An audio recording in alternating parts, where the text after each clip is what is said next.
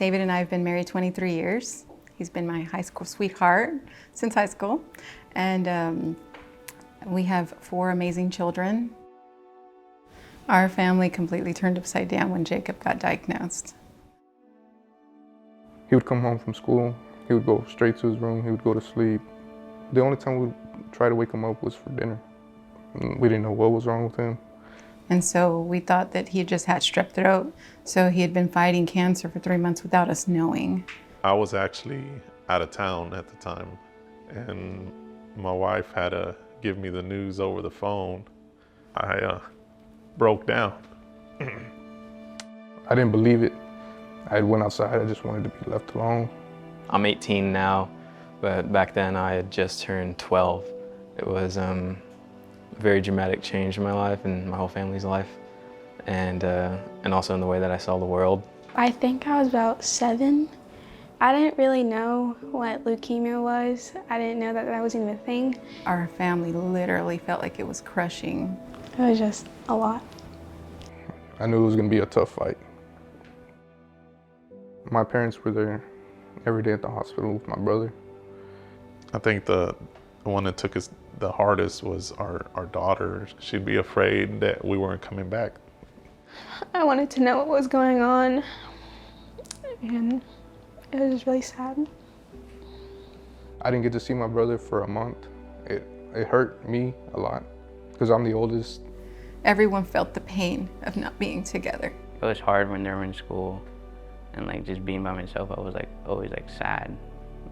I was just getting out of 9th grade. First thing I did, I texted my mom, said, come pick me up. I don't care what you're doing, come pick me up. I'm gonna go see my brother in the hospital.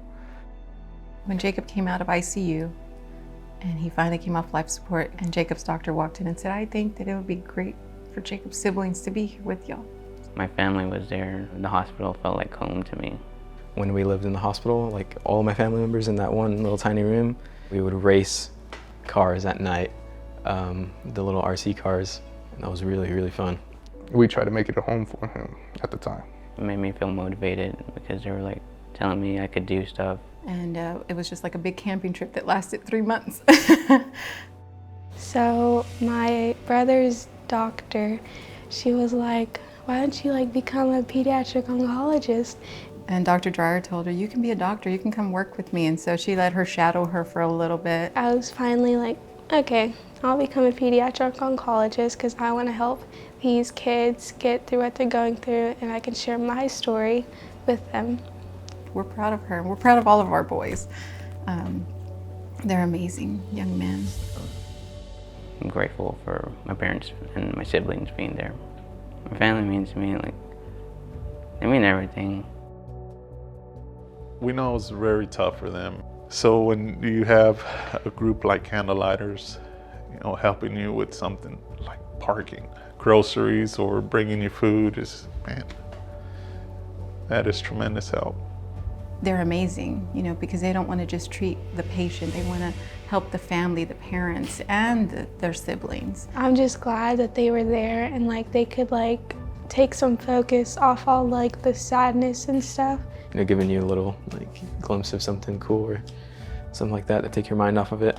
Like going to Texans games and Astros games. I seen JJ Watt.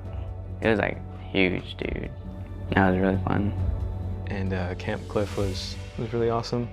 I had never done any sort of camp before in that sense before I went there. I had a lot of fun. And Jacob just seemed like he was just coming back to life. Life felt normal. Life felt normal there. They really take the time to really focus in on how are you doing?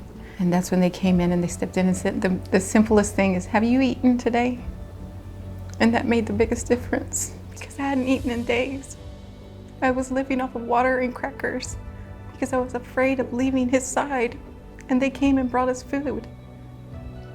We couldn't have done it without them. No. There's no way. And we have Jacob, who doctors said would never be able to function in society without our help, is thriving today. It shaped us like to be stronger as a family and make sure like we're always like as a team.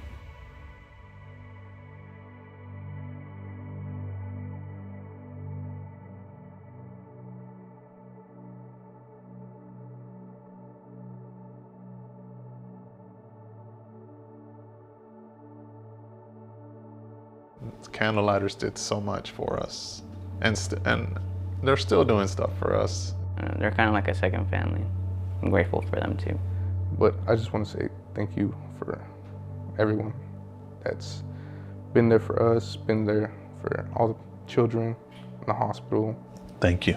Thank you.